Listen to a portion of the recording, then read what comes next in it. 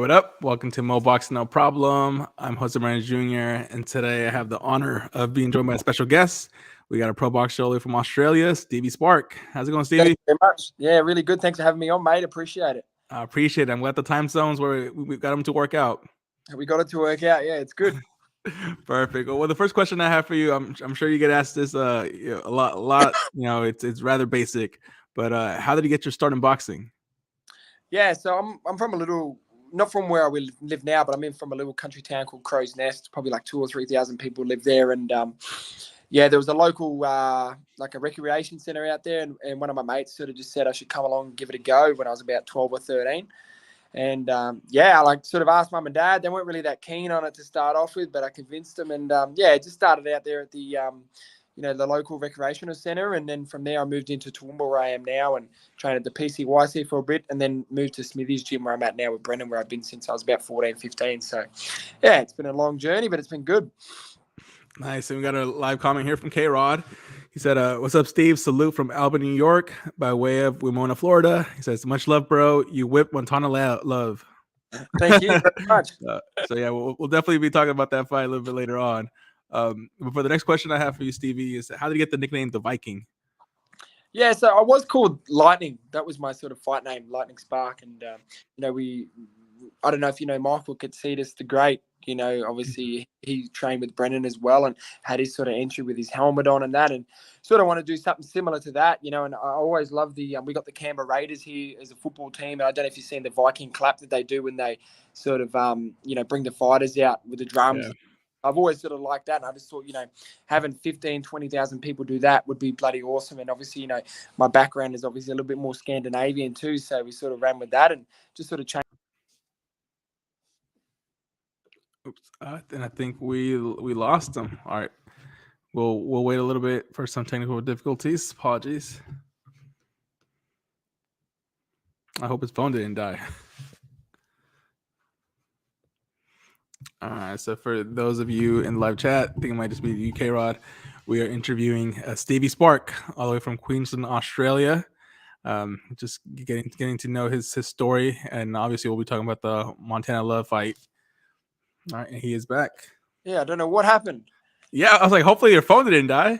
Yeah, no, all good. I don't know what happened. It just dropped out. All good. We're back. All right. So as you were saying, did you finish your thought there? Yeah, so yeah, I just thought, it'd be cool to have that many people sort of doing the Viking clap with the drums, walking out, a huge crowd doing that, and obviously my Scandinavian background, so we changed that, and and my sort of thing, I love going into other people's territory and taking everything they got and bringing it back with me, leave with nothing and return with everything.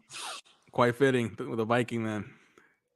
Definitely. Great. And then can we talk about your amateur career? What were some of your major accomplishments, and maybe who was one of your tougher opponents back then? Yeah, so I only ever had actually about 38 amateur fights, not a whole lot. As soon as I turned 18, I pretty much turned professional after my 18th birthday, like 3 weeks or something. So, but in the amateurs, I pretty much fought everyone here. I won an Australian title as an amateur, only a young fella. And I got to go to England as well and fight over there on an Australian tour back in 2012. So we went over to England and did a bit of a tour through Hull and Wales and Cardiff and that, and had 3 fights over there, which was awesome. That was probably the highlight of my amateur career. Me, Nikita Zeus, Sky Nicholson were all on that sort of tour back in the day. So all the good names you hear now sort of on that one. Won a Golden Gloves as a young fella, a couple of silvers. I think my record was 25 wins, 13 losses. So not the best, but it's a good learning experience, and that's what the amateurs are for, to build your pedigree, And probably my hardest fight I ever had. Well, we had 4 fights. Was, I don't know if you know Liam Wilson. Yep, he's a super featherweight, and me and him had some absolute wars. And we'd always have good fights, back in the day. So. He's coming through now, the super feather ranks. He's fighting on the Tim Zuchalo undercard against Archie Sharp, I think it is. So he's got a big fight coming up. Nice. And then, speaking of learnings, you experienced your first pro loss, very early in career. I think it was your second pro fight. What did you learn from that loss? Don't fight a Chinaman in China on the Chinese New Year. Nah, look, I still believe I won that fight. One judge had it a draw, and the other 2 gave it to him by 1 round. But we went over there in my second pro fight and took a bit of a gamble. It was in front of 10 or 12,000 people. It was absolutely massive. It was streamed all over, the Chinese TV, like by millions of people. So it was a huge opportunity, a huge event by the number one promoter over there, Lou Gang. We actually are still very close with him, and he wants to get me back over there and hopefully have a fight over there again. They've just started doing shows again in Macau and that. And look, it was a huge learning curve. Like, I don't think people understand the experience it takes to go to someone else's backyard and be able to perform still at a high level, just on energy levels and conserving energy, not wasting all that adrenaline dump and all that sort of stuff. And to do that at so young, 18 years of age, was such a huge learning curve for me. And I've done that many times, fought in their backyard. And it only grows you as a fighter, I think, to be able to go to someone else's backyard and do it it's so much harder, but it's so much more rewarding when you can do it. Yeah, and then speaking of opportunities, you're a career super lightweight, 140 pounds, but you did move up in weight for 2 opportunities, and the first one that I want to bring up is your move to welterweight, 147 pounds, Yeah. versus Jack Brubaker, I believe, Brubaker. Yeah. How did that opportunity come about, and ultimately tell us about that fight. Well, we were fighting here, obviously, with COVID and that, things were very limited, and when states and that would close and open, and we were really struggling to find someone at super lightweight to fight. We always had kept getting pullouts, or COVID would delay it, and the opportunity come up to fight him, and he was the number one in the country at the time. Jack Brubaker was number one at welterweight. He'd just come off the loss to Tim Tszyu. And it made sense for us. I believed I could step up to that weight and bulk up for that fight.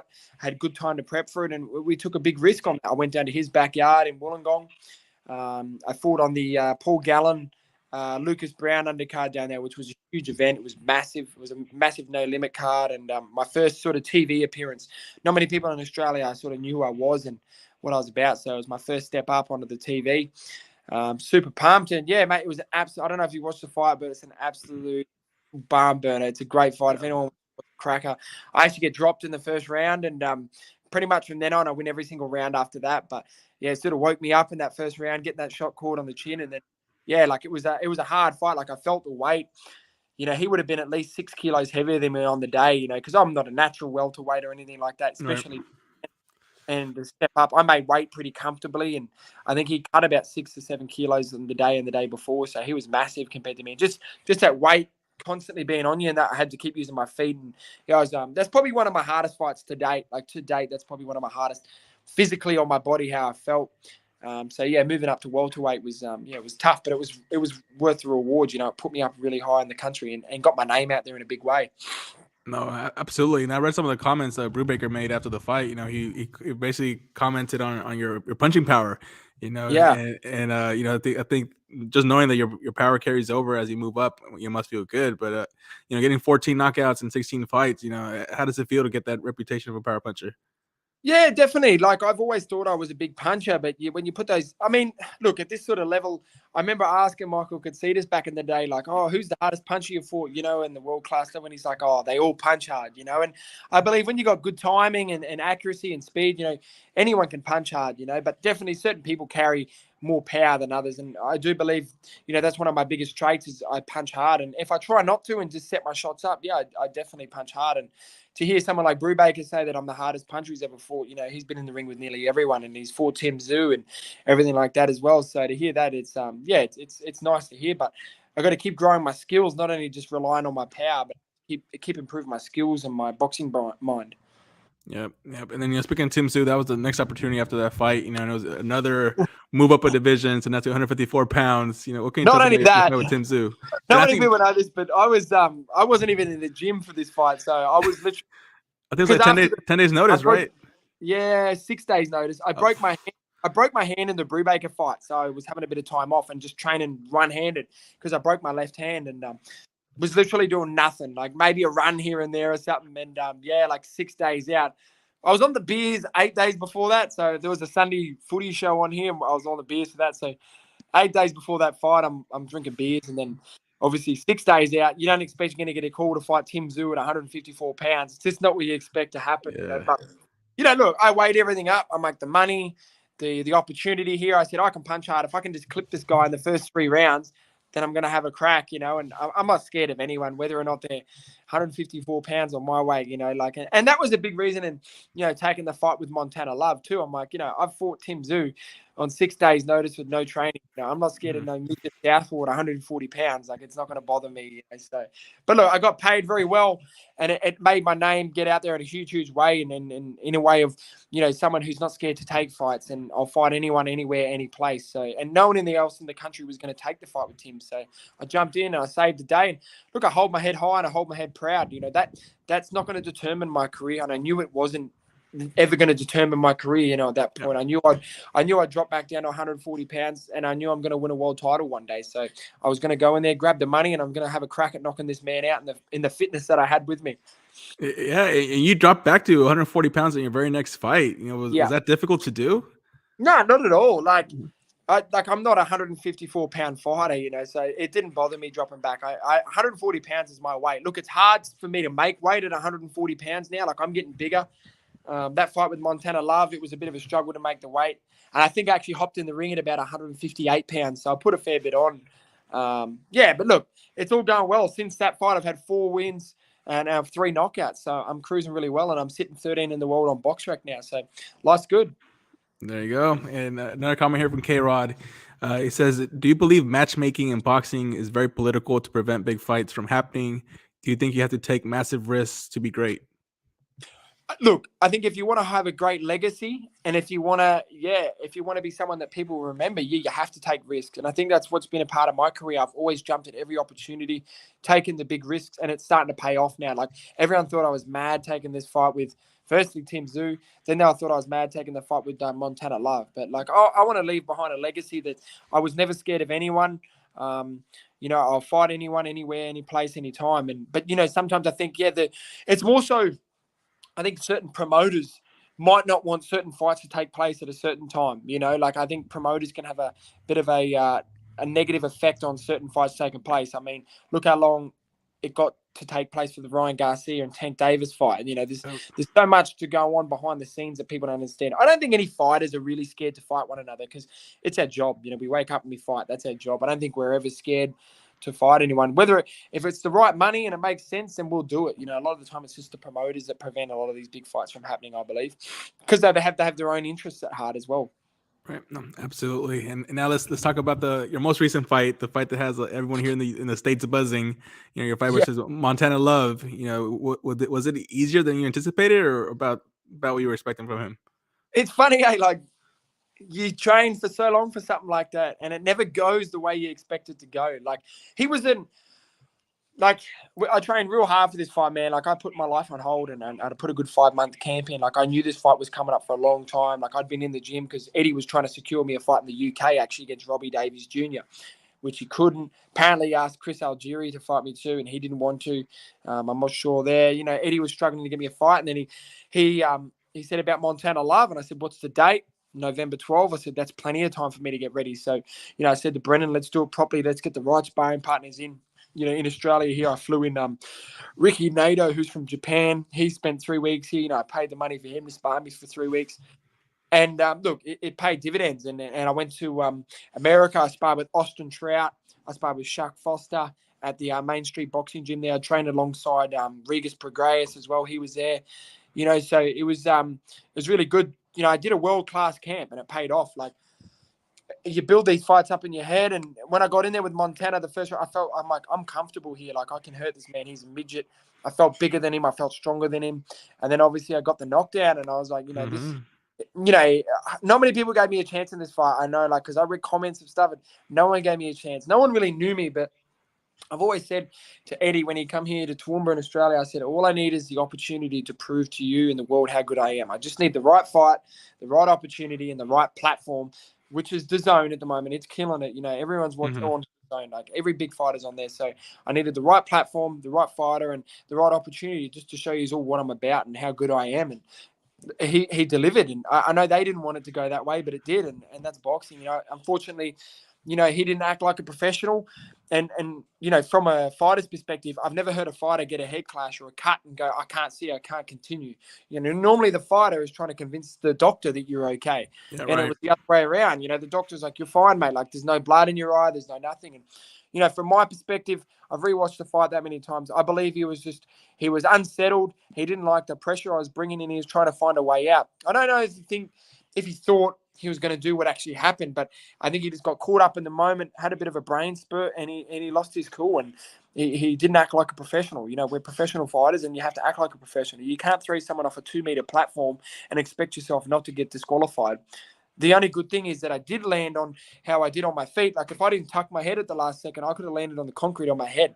And I don't think we'd be all having this conversation after about whether or not it was the right call, because, you know, when you make these kinds of decisions, you know, the referee has to run with it. Because if I did that to Montana in his hometown, I guarantee you they'd be asking for the same decision. You know, if I threw Montana over the top rope, could you imagine the uproar? You know, it'd be ridiculous. Yeah. So that's why I believe the referee's done over 300 title fights. He's a really good referee. He knows what he's doing, and he made the right call, and he stuck with it. Yeah, absolutely. And then a comment here from K-Rod says, agreed, because you whipped Montana Love and made your name bigger, so it's a win-win advantage. You're a monster, Steve. Appreciate that. Thank you. And has there been any talk from Montana Love's team to get a rematch? And if so, would you even entertain it? Yeah, so we actually spoke on the phone when I was at the airport about coming home. We were on Instagram back and forth, and he's tried to ring me, so I answered the phone, and we had a bit of a chat, and he's going on about rematch. I said, yeah, but if you want a rematch, you can come to Australia, and you can open up that checkbook this time, you and Eddie can. You know, like, it's got to make sense to me. Like, as well, like, if I get an offer to fight in the UK against this person or a top 10 rated, like, it makes so much more sense for me to do that. You know, it kind of like I'm in the mindset of it's in the rear view mirror. Like, you fucked up. I dropped you. I'm ahead on the scorecards. In my mind, like, why would I give that another run? You know, it's got to make a lot. Like, I'm not going to Cleveland again to fight you. Like, I risked everything in this fight, absolutely everything. And now I'm in the better position. So if you want to do it, you can be the second side. You can be the B side in it this time. So, I mean, look, I'm in a really good position. Like, Ryan Garcia is one position in front of me. You got Jose Zepeda. You got all these big names there now. Like, Jose Zepeda is one fight behind me. I mean, that makes a lot of sense. He just got knocked out against Rigas Prograis. So, I mean, there's some big fights there to be made. Yeah, lots of names at 140. I think Jose Pedraza is another name that potentially. Yeah, I'd love that fight. Pedraza is a big fight. He just pulled out against Teofimo Lopez. Mm-hmm. You know, I don't know. It just depends where we go. Yeah, absolutely. And then K-Ross says that rematch in Australia would be lit. Love knows what time it is. He'll get sparked out the ring. 100%. 100%. All right. Well, when do you expect to be back in the ring? I know you like to stay active. When might we see you again? March, I reckon. Mid-March or something like that. I got to lose the weight now because I put on about 13 kilos. I'm sitting at about 76 kilos. So, yeah, I'll get back. I'm back in the gym this week. I was, but I need to get the weight down. And then, yeah, look, I'd love to be back in the ring about March. I'd love to go to England and fight. You know, like, I'd love to go over there and fight Robbie Davies Jr. I've been vocal about that now. Like, I'm saying that I want that fight. You know, he's 13 with the WBA. I just won the WBA Intercontinental title. So I think it makes a lot of sense. And it's a good fight for me to keep learning and improving, and another travel, like to go to another man's backyard and win in their hometown would be absolutely awesome. So that's what I'm hoping for. But I know Eddie's doing a show here in March in Australia, I believe, as well. You know, we did talk about that, fighting on that here. So, I mean, there's no one in Australia for me to fight now. Like, no one. No one's on my level. No one's at this point. The only person is Liam Parrow, but, I mean, that fight won't happen ever because they don't want it. So. All right. This person too says a nice upset. You know, I think for at least for Americans, it was upset. I know a lot of people had you win in Australia. I had a lot of people, a lot of money back here. I had people win like 25 grand, 20 grand, 15 grand, like all the bookies won. I think I was paying $12 to one at one point, you know, like you're crazy. And I was paying $100 to win in every round. So if you put $10 on, you win $1,000. And I had heaps of people put like $10 on every round, and it's crazy. That's awesome. All right. Well, salute Sports and Tunes. Let me read another comment here from K-Rod. He says, I want to see Steve beat up Liam Parrow. That would be lit. I want to see that. Smoked badly. I want to see that. They won't do that fight, though. We've actually asked for that fight. We texted Eddie and said, what about Liam Parrow next? So, what's the issue there? Is it they're asking too much? No, they just don't want to fight me. We've tried to get that fight for the last 3 or 4 years, and they don't want it. So, and they said they haven't. The argument was I haven't had anything to offer them. You know, they're like, oh, you don't have anything to offer us. Well, now I got something to offer because I'm in front of you. He's behind me. He's like 38. Yeah, you're ranked. I think you're 14th. I think 13th now in boxing. 13th. Yeah. I think 38 or 40 or something like that. So I've got more than enough to offer. So let's see if they take that fight. But I don't think they do. Absolutely. I mean, at the end of the day, belts and rankings, talk. Exactly. So we'll see. All right. And then we got a K-Ross says, Steve, can you please come back to America and fight at the Madison Square Garden or down Florida in Plant City or Tampa? I'll pull up for you. Damn, man, I'd love that. MSG would be absolutely amazing. That'd be a dream come true to fight there one day. So I hope we can get one of the big names there. I just got to keep grinding, get back in the gym. Like I'm 26 years of age, and I got so much more to learn and improve on. So I think this is the year that I really show everyone across the world what I'm about. I want to have 3 or 4 big fights and keep it rolling. All right, then Carol says Liam Paro is overrated. I got nothing towards him, but he knows he gets shoot up by the top 10s at 140. No way he wins a belt. Not a chance. I don't think so. All right, so maybe not for your next fight, but is there a dream opponent either at 140, 147 that you like you want to get in the ring with? I mean, Regis Bragaeus would be a good fight. That'd be a great fight. Yeah, you and I Reach like would be a that great fight. I've watched him train, and we trained at their gym and that, and I think he's a great bloke and that, but I think me and him would be a frigging good fight. We would be an awesome fight. Anyone else, though? I don't know. Like, I like the Pedraza fight. Jose Zepeda, that's a big fight too. Like, any of those top guys is a big fight for me. Anyone that's got a belt really is like a dream fight for me because I want to be a world champion. So anyone that's got a belt, that's a big fight. You got Jack Catterall and Josh Taylor fighting, which I do think Josh Taylor will win the rematch. Yeah. And how about Gary? He's a good fighter. He's a good fighter, that boy. Yeah, that'd be good one. He says in the DMV, so in the Washington, D.C. area. Yeah, he's a good fighter. Yeah, that'd be a massive fight, me and him as well. He's a big puncher as well. You got anytime you get 2 knockout punches together, it's always going to be a firefight. Yeah. So I just think at the moment, man, 140 is a stacked division. There's so many good fighters there. So many southpaws too, which I hate. So many southpaws, it's crazy. Yeah, and then you'll have eventually the 135 pounders that are going to move up to 140, like a Devin Haney. You'd have to imagine Haney's going to move up. You'd have to imagine Ryan Garcia is pretty much there anyway. I mean, then you've got Tank Davis who will probably move up eventually. There's so many big names. The 140 is going to be the division again, I believe. Give it another 12 months. It's pretty much already there, but, it's going to be the most stacked division there is. The hardest one to win a world title anyway. Yep, absolutely. And we spoke about Madison Square Garden kind of being one of your dream venues here in the States, but what's been one of your favorite venues that you fought out of so far in your career? Find that last fight with Montana Love at the Cleveland Cavaliers home court, that was a cool venue. I like that venue. That was, they're all, they kind of become all the same, the bigger the crowd, but you sort of just hone in and focus on it. But, I loved how everyone was booing me and everything like that on the way to the ring and swearing at it. Like, I like that, that just motivates me a little bit more. I love that. But fighting Tim Tszyu, that was a pretty cool venue too. I can't remember where it was at, but that was massive. It was huge. It was cool. Nice. And then, Stevie, how do you prepare for your fights? Do you watch a lot of tape on your opponents, or you mostly focus on you and leave that to the coaches? Yeah, I don't really watch a lot of tape. When Brendan sends through who it is, I have a little bit of a watch and that's it. Like, I just say to him, do you think I can beat him? And he goes, yeah. And I'm like, well, let's do it. Like, if you think I can beat him, then I can beat him. I watch a little bit of tape. I'm bad at, like, watching taping and, like, figuring out stuff to do. Like, I have a little bit of a watch, but, I mean, I just sort of watch a little bit and then just go to work on what I need to do. Sometimes fighters can get too focused on what their opponent does and not what they do good. Focus on what you do good, make it better, and focus on what you do bad and fix it up. That's what I'm about. Trying to improve myself every single camp. And you got to be weary of what your opponent's going to do. Of course, you got a bit of a watch and see what they like. Everyone has something they do on patterns. People have patterns that they do over and over and over again. We knew Montana Love was going to throw an uppercut and right hook. He loves that counter uppercut hook, and I just knew if I didn't dive in, and you see a lot of his opponents got caught because they overstepped or they were pressing too far, too forward, too quickly. You got to pick your moments with Montana to press. When you can get him on that back foot where he's past the point of being able to counter. Like, he normally would take one step and counter, but if you can make him step, he's in a position where he couldn't counter anymore and he's flat against the rope. That's when you got to go to work, and that's when you had to put the work in. But if you're in the center of the ring, you want to be careful there of pressing, and getting caught over your front foot and over that, getting countered with that uppercut. So, that was the plan there, on pressing him up and just picking the right times to explode and the right times to sit back and box.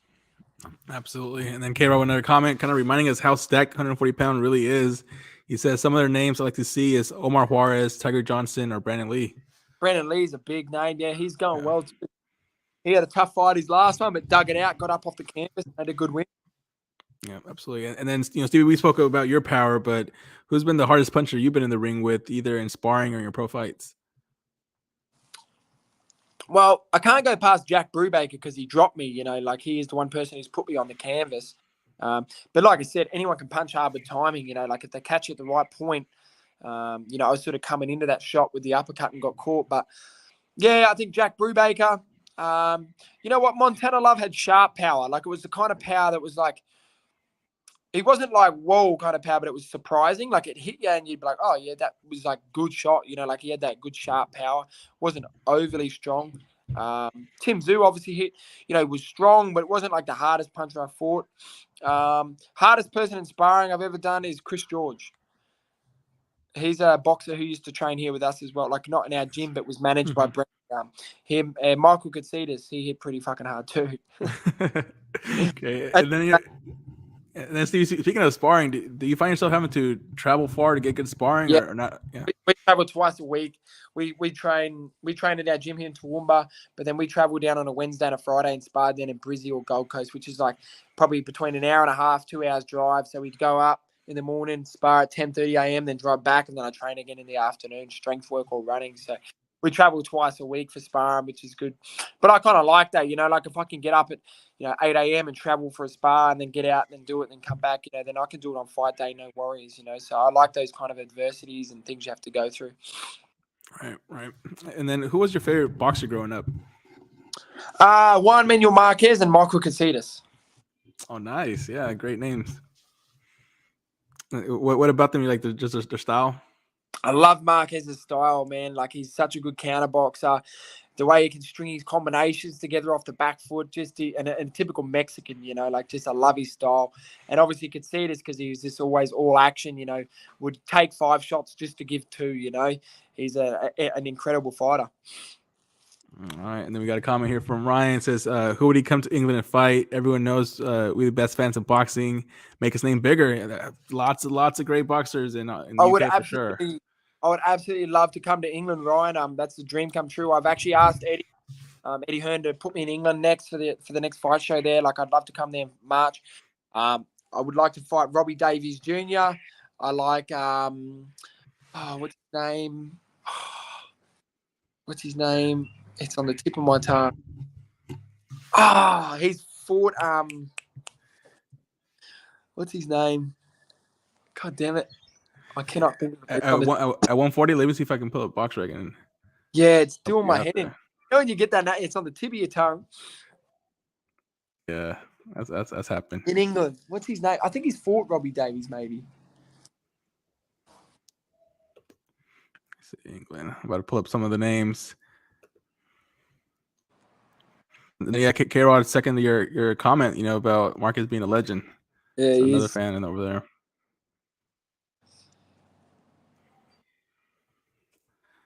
I guess I go to the United Kingdom. Yeah, but that's a good tactic because I know Eddie Hearn did that with Sky Nicholson, right? A lot of her fights are in the UK. Yeah, for sure. Like that's what I want to do, man. I want to go to England. I want to go to Dubai. I just want to fight everywhere, Like I like traveling. I like fighting, and I like my job. I like being able to travel and fight. So that's the plan. And like you said, man, England are the best fight fans in the world. They're crazy. Like they love it. So to get over to England, Robbie Davies would be massive. I want that fight real bad. Yeah, when they start singing Sweet Caroline. yeah, it's cool. And I got family too. So my mum's actually from England, so I'd love to get over there.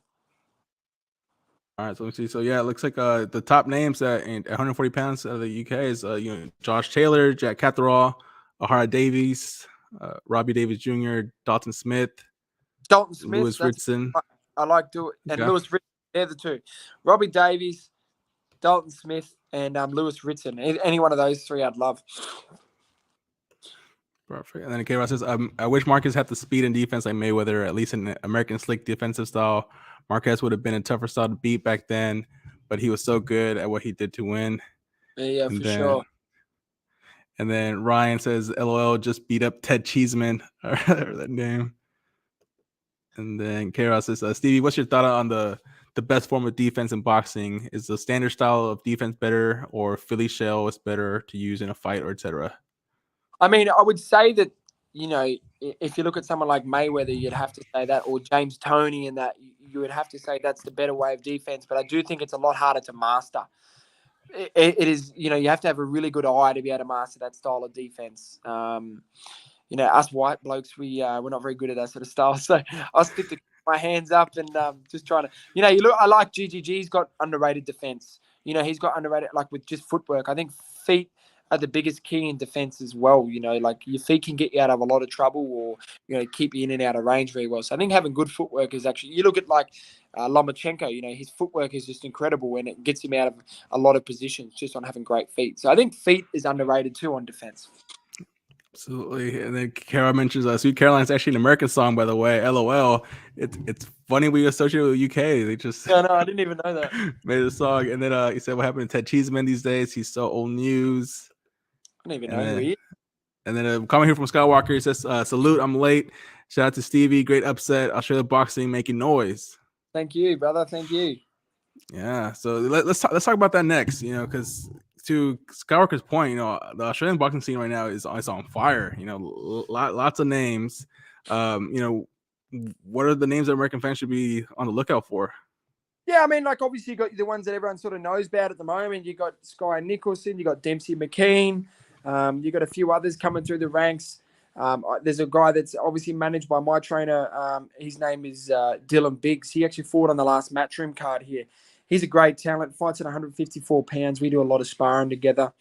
You got the likes of obviously Tim Zhu. You got, I like Sam Goodman's another good fighter coming out of Australia. He's like a bantamweight or something like that. He's a good boy as well. Jai Opatea, he just won the IBF world title here. There's so many good fighters here, and it's only going to raise the bar. Now we got Matchroom here as well, and No Limit, and the fighters are going to want to do better as well. So it's absolutely buzzing at the moment. It's awesome. Yeah, absolutely. And then Ryan wants to know, if all the UK fighters you name, who do you think is most dangerous? He says Robbie from my city, but he's shit. That's why I want to knock him out and be done with him. Out of all of them, I probably would have to say Dalton Smith. I think Dalton Smith's the better of them all. I think he's my age. He's got a good style like me as well, and I think me and him would be a massive fight. But I think Lewis Ritson and Robbie Davies are sort of, they're a little bit on the way out, where Dalton's younger and hungrier and fresher. Like myself, we're young, fresh and hungry, where those boys have had a lot of hits and a lot of wars and a lot of hard fights. So I'd have to say Dalton Smith would be the harder fight of all those three. Perfect. And now, switching gears to kind of globally, who do you consider to be the number one pound for pound fighter today? Canelo Alvarez. And in a way. Oh, the monster. Yeah, he's up there. Yeah, the monster. He's up there for sure. All right. Well, for the next segment, I'm going to mention 3 fights. I want you to kind of give me your prediction for who you think will win. These are either confirmed or rumored. So for the first fight, who is going to win out of Josh Taylor versus Jack Catterall? I think you've already mentioned Josh Taylor's going to win, right? I think Josh Taylor gets it done. I think he makes the adjustments. I do think he underestimated Catterall a little bit the first time, but I actually think Josh Taylor might stop him late this time. All right, and then the next one, this is a confirmed fight for happening in January. Who would win out of Jermell Charlo versus Tim Zhu? So I'm going to have to go with Timmy Zhu, man, the Aussie lad. I'm going to back him all the way. I think he grinds out a points decision win. Great. And then K-Ross says, Stevie wins to see you KO Josh Taylor or Jack Catterall. Either one that's got a belt, I'd go for it. Great. All right. And then for the last fight, who would win out of Sudro Ramirez versus Canelo Alvarez? Canelo Alvarez every day of the week. There you go. All right, perfect. So coming back to you, champion. What are some of the hobbies and interests you like to do outside of boxing? I like going shooting. My mum and dad have a bit of a property out of town, so I go out there, go shooting with the shotguns and the rifles and that. And like going go-karting as well and mowing my lawn. I like my lawn looking good. Yeah, just like that. I don't really get a lot of spare time, but the week I have had off here, I've had my son for a couple of days there as well, and so that was nice. And yeah, just like hanging out at home, eh? Excellent. Like going to the beach. So when this weather's a bit warm, we're going to head up to the beach for a bit as well. Go tubing, just hang out there. It's gonna be nice. Drink a beer. I like drinking beer. Nice. And then Ryan says Chocolatito or Estrada.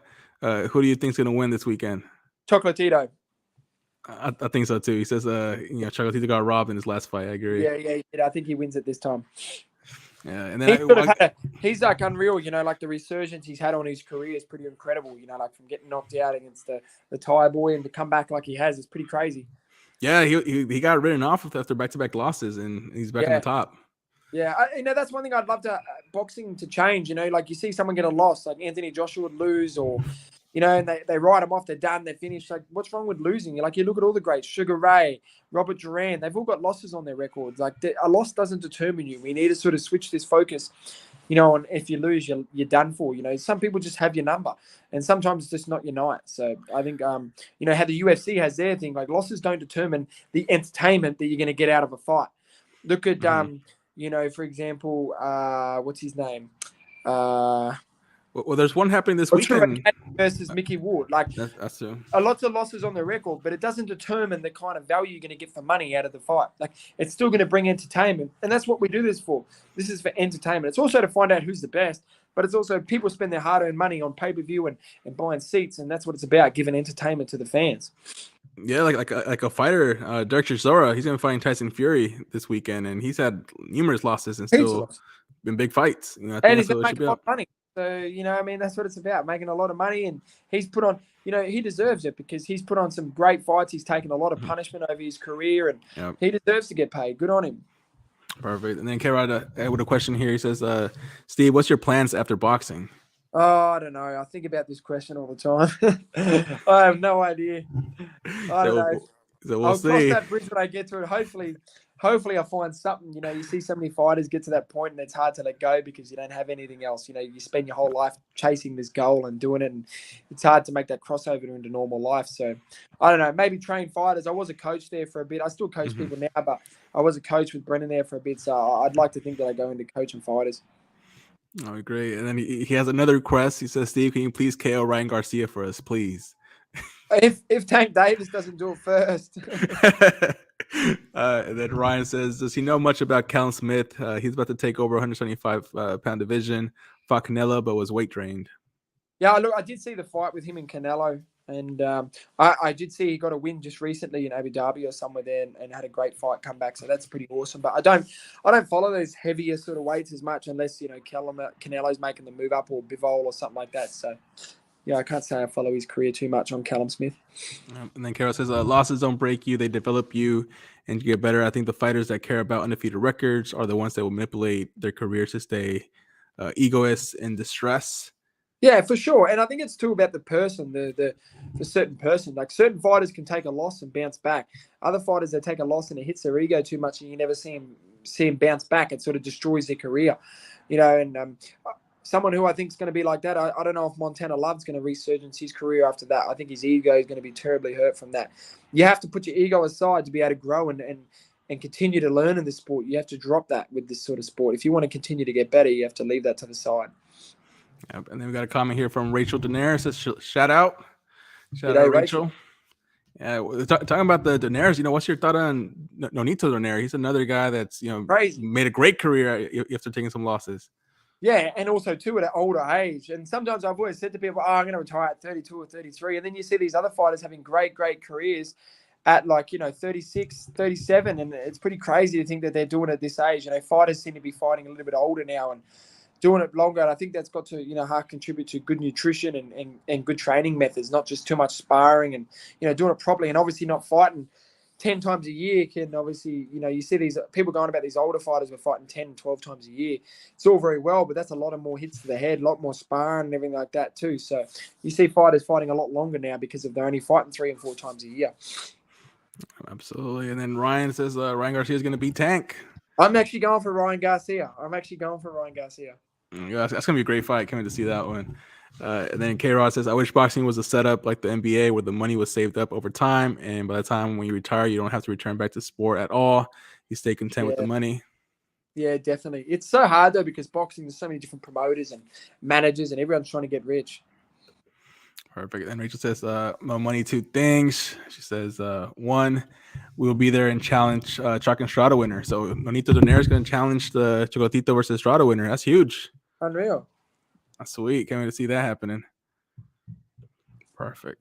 All right. Well, then for the final question, Stevie, what's it's not really a question. More kind of just giving you the floor. what's the message you want to send to your fans and supporters that are hearing you right now? Yeah, so like I would just say, I've never been no special talent, and all mine has just been hard work, and you have to believe in yourself when no one else does, and block out all the outside noise. And if you believe in yourself, and you really do, you can make anything happen. Like anything's possible in this sport, not just this sport, but anything you do in life. If you give it 100%, you make the sacrifices, you can definitely make it happen. I'm living proof of that. I'm in a great position now. I'm living out my absolute dream of boxing on the biggest platform there is and making lots of money from it. So I'm really happy, and I just want to thank everyone that's always supported me. My sponsors, my team, everyone at the gym, my family, my friends. All the ones that have supported me from the start. I can't thank you enough, and the ones that are just jumping on board now. I hope you continue to support. I fight with all my heart every single time, and I hope I put on a good show for the ones that pay and support. Absolutely. And then Rachel with some more breaking news here says just got notification. Nonito is also now ranked in the third spot in the WBA. First one not rated, and Toowoomba is right ahead of him. There you go. That's awesome. Well, good luck to there. Absolutely, good luck to the Nares. And then Ryan has one more pick for you to give us. If Butter Spence happens, who do you got? Bud. Yeah. Absolutely. Well, everyone, thank you so much for tuning into this live interview. And Stevie, special thanks to you for making the time. Thanks very much. It's early with you, man. Cheers. Have a great day. Cheers. Enjoy the rest of your day. Perfect. All right. And thank you again, Rachel. Thanks, Ryan, and also K-Raw, Skywalker, Sports and Tunes for tuning into this interview. We'll be back again on Saturday. We'll have Jeremiah Nakatila. All right. Bye, guys.